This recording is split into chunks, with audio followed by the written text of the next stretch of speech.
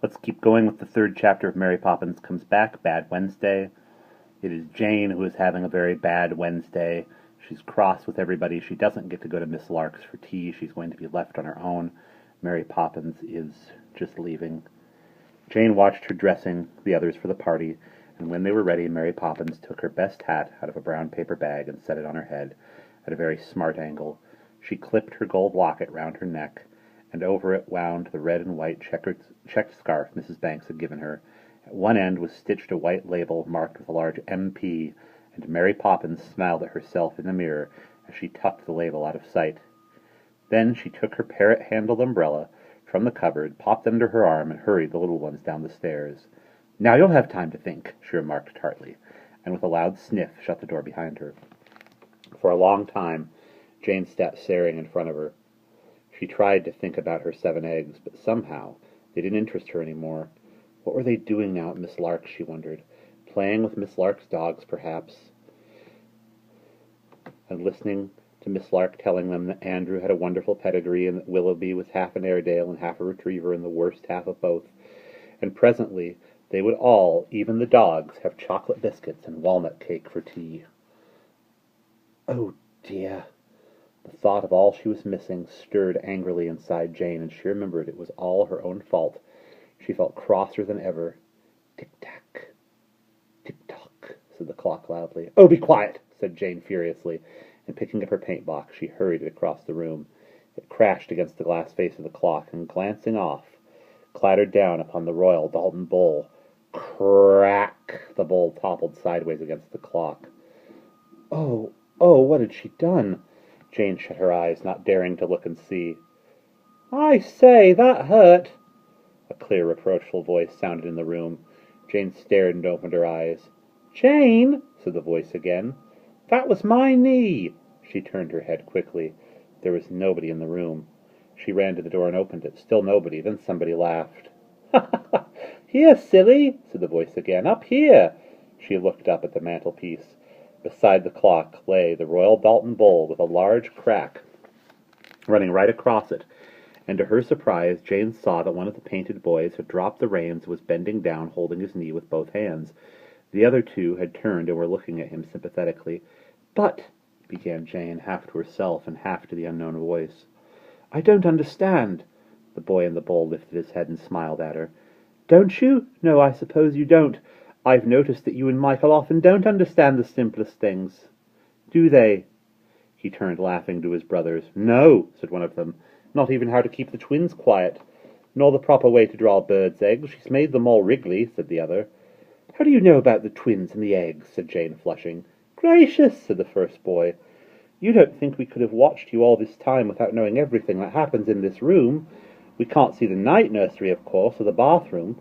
What coloured tiles has it?" "Pink," said Jane. "Ours has blue and white. Would you like to see it?" Jane hesitated. She hardly knew what to reply. She was so astonished. "Do come. William and Everard will be your horses if you like, and I'll carry the whip and run alongside. I'm Valentine, in case you don't know. We're triplets, and of course there's Christina." "Where's Christina?" Jane searched the bowl, but saw only the green meadow and a little wood of alders, and Valentine, William, and Everard standing together. "Come and see," said Valentine, persuasively, holding out his hand. "Why should the others have all the fun? You come with us, into the bowl." That decided her. She would show Michael that he and the twins were not the only ones who could go to a party. She would make them jealous, and sorry for treating her so badly. "All right," she said, putting out her hand, "I'll come." Valentine's hand closed round her wrist and pulled her toward the bowl, and suddenly she was no longer in the cool day nursery, but out in a wide sunlit meadow, and instead of the ragged nursery carpet, a springing turf of grasses and daisies was spread beneath her feet. "Hooray!" said Valentine, William, and Everard. Dancing round her, she noticed that Valentine was limping. "Oh," said Jane, "I forgot your knee." He smiled at her. "Never mind, it was the crack that did it." "I know you didn't mean to hurt me." Jane took out her handkerchief and bound it round his knee. "That's better," he said politely, and put the reins into her hand. William and Everard, tossing their heads and snorting, flew across the meadow, with Jane jingling the reins behind them. Behind her, Or beside her, 1 foot heavy and 1 foot light because of his knee, ran Valentine, and as he ran he sang, "My love, thou art a nosegay sweet, my sweetest flower I prove to thee, my sweetest flower I prove thee, and pleased I pin thee to my breast, and dearly do I love thee." William and Everard's voices came in with the chorus. "And dearly do I love thee." Jane thought it was rather an old-fashioned song, but then everything about the triplets was old-fashioned, their long hair, their strange clothes, and their polite way of speaking. It is odd, she thought to herself, but she also thought that this was better than being at Miss Lark's, and that Michael would envy her when she told him about it. On ran the horses, tugging Jane after them, drawing her away and away from the nursery. Presently she pulled up panting and looked back over the tracks their feet had made in the grass. Behind her, on the other side of the meadow, she could see the outer rim of the bowl. It seemed small and very far away, and something inside her warned her that it was time to turn back. "I must go now," she said, dropping the jingling reins. "Oh, no, no!" cried the triplets, closing around her, and now something in their voices made her feel uneasy. "They'll miss me at home. I'm afraid I must go," she said quickly. "It's quite early," protested Valentine. "They'll still be at Miss Lark's. Come on, I'll show you my paint-box." Jane was tempted. "Has it got Chinese white?" she inquired, for Chinese white was just what her own paint-box lacked. "Yes, in a silver tube. Come." Against her will, Jane followed him to draw her onward, or against her will, Jane allowed him to draw her onwards. She thought she would just have one look at the paint-box and then hurry back. She would not even ask to be allowed to use it. "But where is your house? It isn't in the bowl." "Of course it is, but you can't see it because it's behind the wood. Come on, come on." They were drawing her now under dark alder boughs. The dead leaves crackled under their feet, and every now and then a pigeon swooped from branch to branch with a loud clapping of wings. William showed Jane a robin's nest in a pile of twigs, and Everard broke off a spray of leaves and twined it round her head. But in spite of their friendliness, Jane was shy and nervous, and she felt very glad when they reached the end of the wood. "Here it is," said Valentine, waving his hand, and she saw rising before her a huge stone house covered with ivy. It was older than any house she had ever seen, and it seemed to lean toward her threateningly. On either side of the steps a stone lion crouched, as if waiting the moment to spring. Jane shivered as the shadow of the house fell upon her. "I can't stay long," she said uneasily. "It's getting late." "Just 5 minutes," pleaded Valentine, drawing her into the hall. Their feet rang hollowly on the stone floor. There was no sign of any human being. Except for herself and the triplets, the house seemed deserted. A cold wind swept whistling along the corridor. "Christina! Christina!" called Valentine, pulling Jane up the stairs. "Here she is!" His cry went echoing around the house, and every wall seemed to call back frighteningly, "Here she is!" There was a sound of running feet, and a door burst open. A little girl, taller than the triplets, and dressed in an old-fashioned flowery dress, rushed out and flung herself upon Jane. "At last! At last!" she cried triumphantly. "The boys have been watching you for ages, but they couldn't catch you before. You were always so happy." "Catch me?" said Jane. "I don't understand." She was beginning to be frightened and to wish that she had never come with Valentine into the bowl. "Great-grandfather will explain," said Christina, laughing curiously. She drew Jane across the landing and through the door. "What's this?" demanded a thin, cracked voice. Jane stared and drew back against Christina, for at the far end of the room, on a seat by the fire, sat a figure that filled her with terror. The firelight flickered over a very old man, so old that he looked more like a shadow than a human being.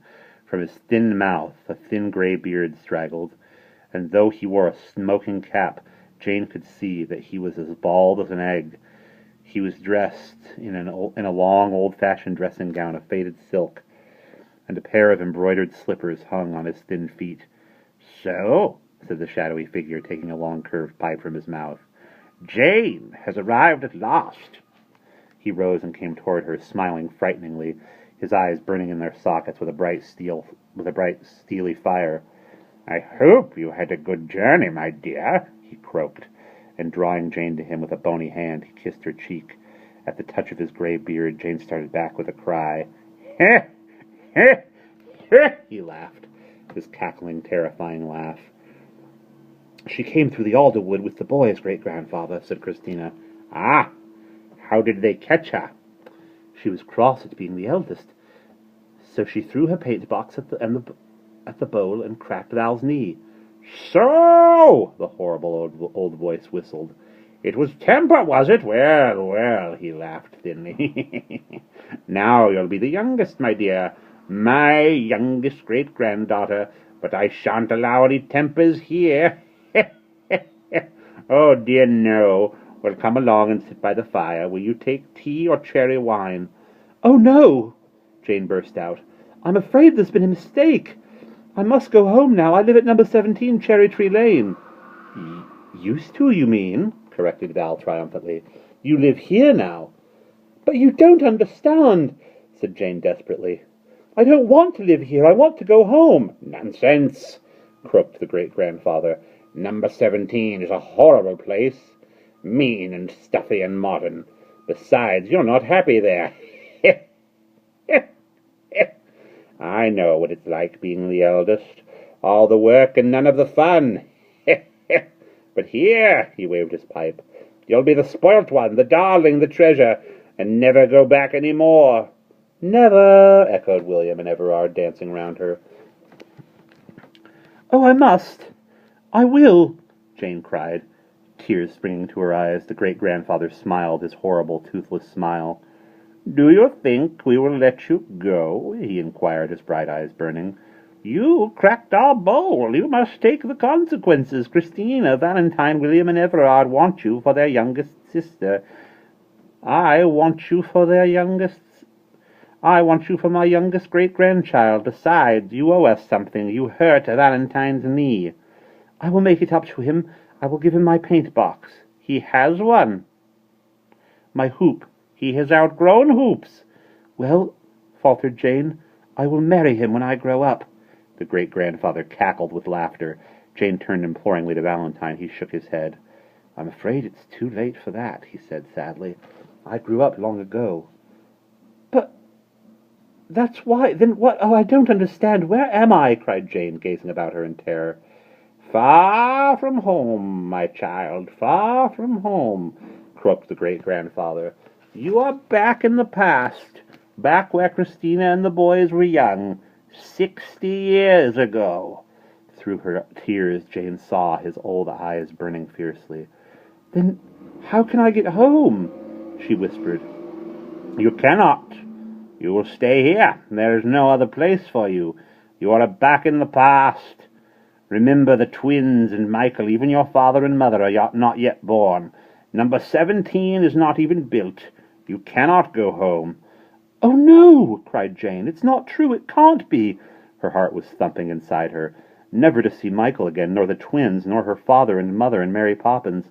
And suddenly she began to shout, lifting her voice so that it echoed wildly through the stone corridors. "Mary Poppins, I'm sorry I was cross. Oh, Mary Poppins, help me, help me." And there we will pause.